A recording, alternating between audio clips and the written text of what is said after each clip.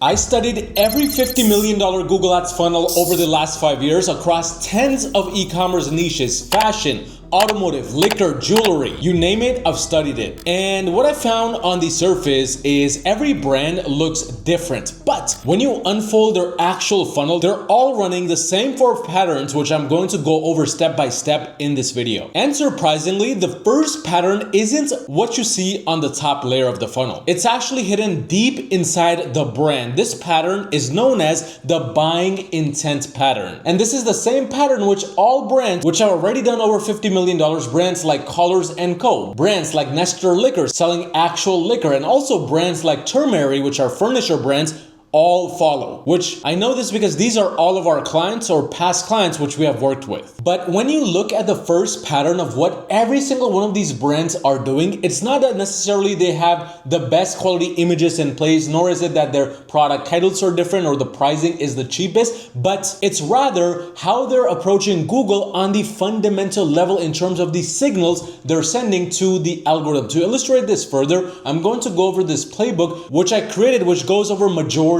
of these patterns. But essentially, buying intent is everything, and it differs between each advertising channels, from Facebook to Google and everything in between. But essentially, on a top level, what you want to understand is Google Ads is a system of inputs and outputs, because what these brands have come to internalize and why they're able to consistently scale beyond 7, 8, even 9 figures is purely the fact that they know how to manipulate this pattern in terms of the buying intent signals they send to the back end. They understand on a fundamental level that the algorithm is a robot, not some person on Google's headquarters deciding where your ads go. It's an algorithm which believes in zeros and ones, inputs and outputs. That's literally it. What this means is on a fundamental level, they're trying to influence their approach in the way that they are showing up across Google's internal algorithm and actually what Google prefers it to be even ranking for. For example, a lot of the work on the first pattern is done within the search term section and the insight section of any Google Ads account. On a top level, they're not only doing competitor research to figure out how their competition is approaching big keywords, for example, collar shirt for men, but also what are the specific things majority of the competitors are doing so we can come in and do the exact opposite, because this layer of the funnel is where profitability is actually even determined. It's not about doing competitor research to then find the best performing competitors and mimic what they're doing. It's about actually finding the best performing competitors and also everyone else to figure out how can we make our product image stand out a little bit differently. Can it be so that our product image is photoshopped in the back end, or does it need to be on a plain white background because everybody else is approaching in a similar manner? This also tells us whether we need to have reviews, because majority of the competition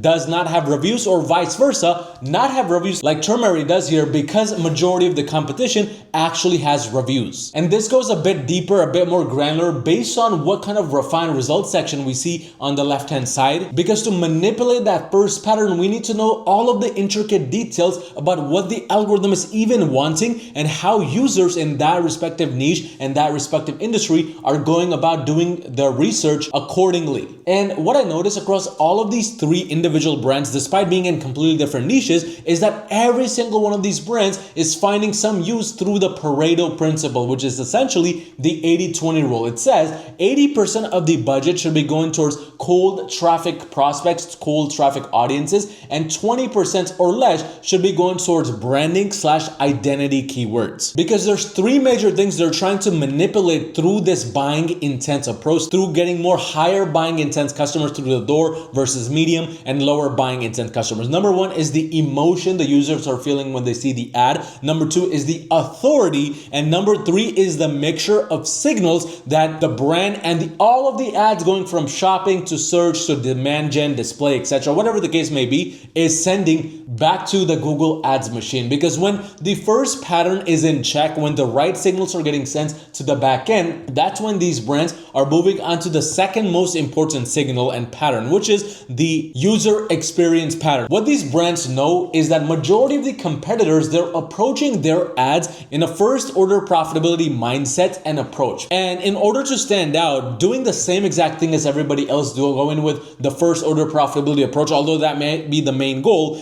is not the best approach to take, because on a fundamental level, that derails the funnel and that prevents them from actually scaling to the levels they wanted. So what they do is they go with the intention and strategy around first impression is the last impression versus first order profitability. It's very simple, but they're going with the intention of selling to that high buying intent user that they have now manipulated and kind of rewired the algorithm to send their way. But the thing is, majority of these high buying intent users who are going for buying intent keywords, like for example, in this furniture situation, latex mattress shopper or just mattress topper in general, this kind of buying intent user has a very direct and straightforward mindset. They know they want this product, they want to buy it. Now it's a matter of who can provide them the best user experience, which is the second most important pattern which most of these brands are following. And because the reality is, the number one thing Google cares about, it does not care about your ROAS. I mean, that's a great byproduct, but all it cares about is the user experience first. It cares about keeping users happy,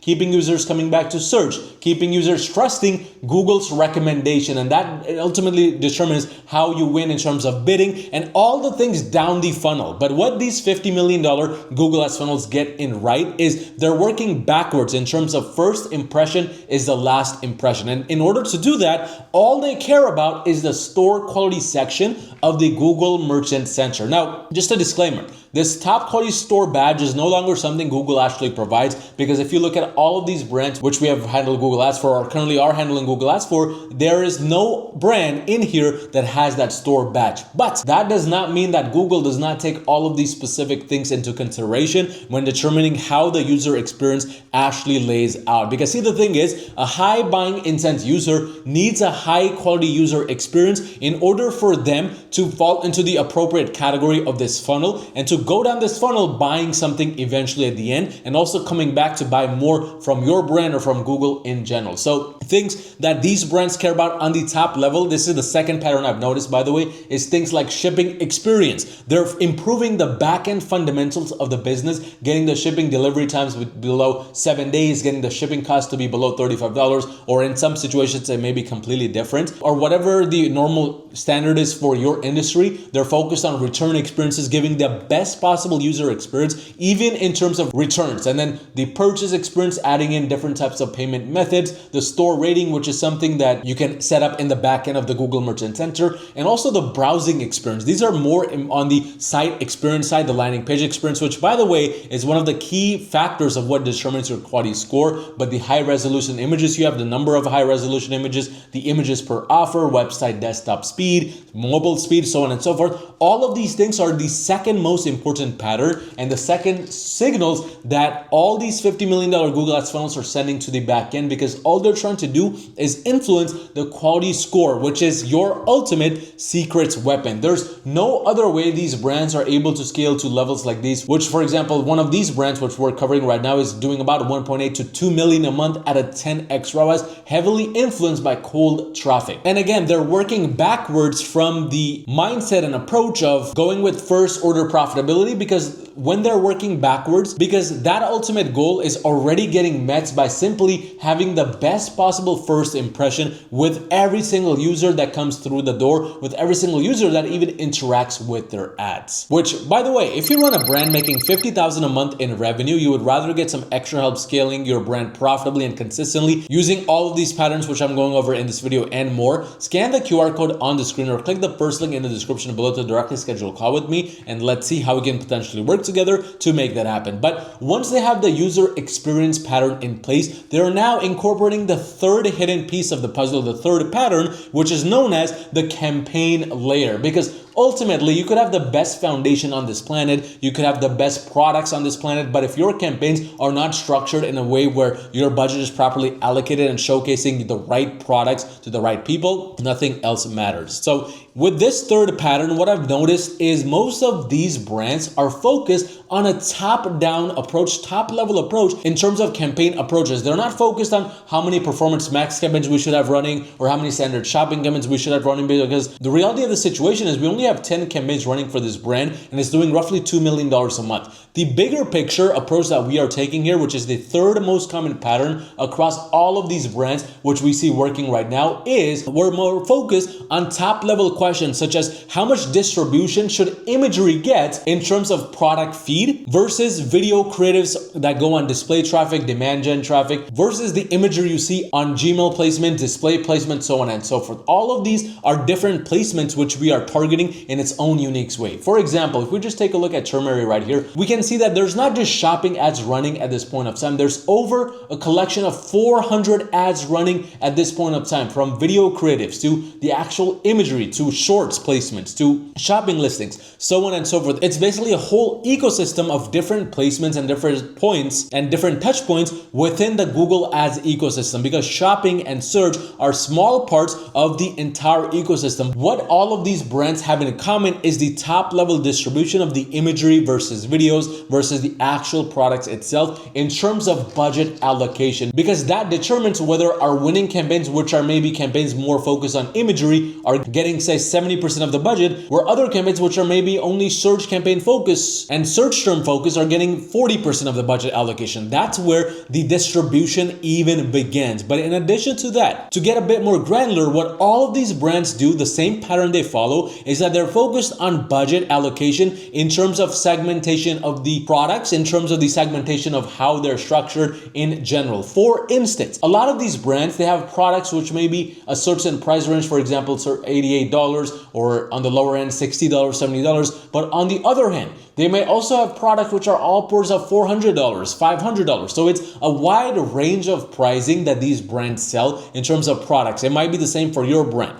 The main kind of approach and the main pattern all of these brands follow is that they have segmented approaches and segmented campaign structures, whether it be shopping, search, PMAX, which allocate enough budget in its own individual approaches based on similarities to each other. So what that means is we don't have a $500 product in the same campaign as a $3 product, because the overall buying intents from pattern 2 and pattern 1 are completely separate. And this is what allows the algorithm to actually focus on the keywords that are actually working and continue reaching the ideal audiences, versus the keywords that are extremely broad, extremely low buying intents or medium buying intents. In this situation, education-based keywords. So in conclusion, pattern 3 is all about approaching these campaign structures and the campaign layer in terms of a budget allocation instead of a campaign by campaign approach. Because reality is, across all of these patterns, across all of these brands I've studied, and also other brands at $50 million or more in total annual revenue, what I've come to realize is they have a wide varying range of campaigns. Some brands just crush it with shopping, whereas others are doing much better with YouTube placements. There's no right or wrong answer in terms of individual campaigns, but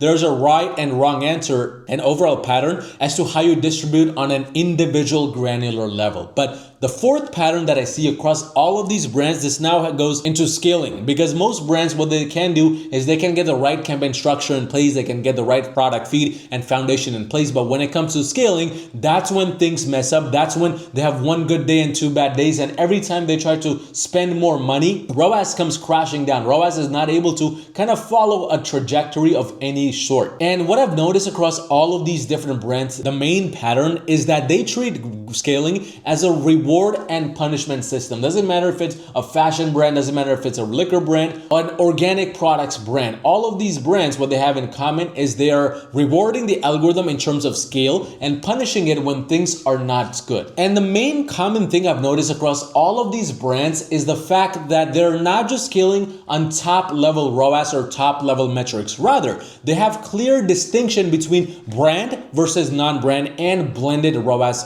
in general. Because from my understanding of studying these brands, I've come to realize that there's a silent killer lurking in the background that destroys most brands and their scale. This might be your brand as well. What they don't realize is 50 to 90% of their Google Ads results quotes comes from branded searches. And There's a very general way to figure out if this is branded traffic that you're getting or not. But the reason why Google pushes more of your budget towards branded traffic is because it keeps you, number one, spending more money, and number two, it shows you the ROAS you're looking for. It shows you those inflated numbers that you are wanting, which is the easiest way for it to scale. And what I've come to realize is across all of these brands and different industries and niches, the number one top level funnel approach they take is the Pareto principle, the 80-20 rule for brand versus non-branded traffic. In simple words, 80% of the budget allocation is going towards non-branded traffic, which is cold traffic only, and the rest, roughly 20%, which we see at the top of the scale right here, is going towards branded plus retargeting. That's purely the simplest pattern all of these brands are following. And as they get to a certain level of scale, it is going to be expected that there's a bigger influence of branded traffic because there's only so much cold traffic acquisition you can do beyond the keyword search volume that you have on a monthly basis. But identifying exactly how much of this traffic and how much of this scale is actually cold traffic based on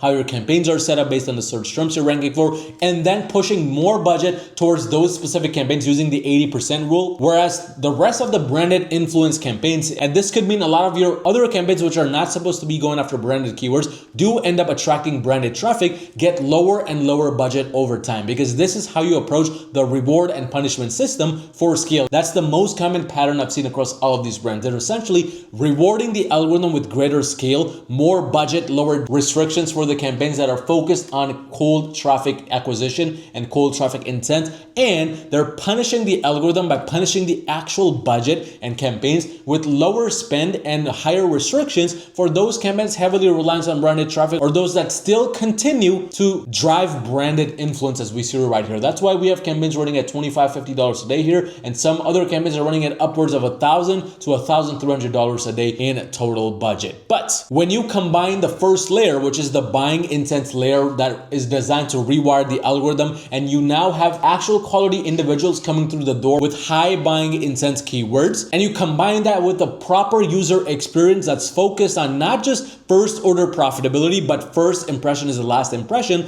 that's when you actually start to get some traction in terms of building that $50 million and beyond Google Ads funnel that is needed to really scale your brand to the next level. But that does not come without the campaign layer where true scale is found, because ultimately, at the end of the day, without the right campaigns, without the right segmentation, the patterns just cannot fall in place, and there's just too much activity and too much momentum for the algorithm to know exactly what keywords to go after, what products to go after versus what not to go after. And when you combine that scale with proper reward and punishment system, that's when your brand can really start getting some traction towards profitability and towards some top line growth. But with all the brands I've studied, and this might be the same for your brand, I've noticed most brands miss out on at least 2 out of 4 of these brands, which if you're looking at your overall funnel right now with Google Ads specifically or just in general, and you feel like some of the patterns that I went over are just not there, or they're just not at the level you would want them to be, scan the QR code on the screen or click the first link in the description below to directly schedule a call with me where I will do a completely free Google Ads audit to find all the problems preventing your brand from scaling, potential solutions, and then if it makes sense, how we can potentially work together to scale your brand profitably to the next level.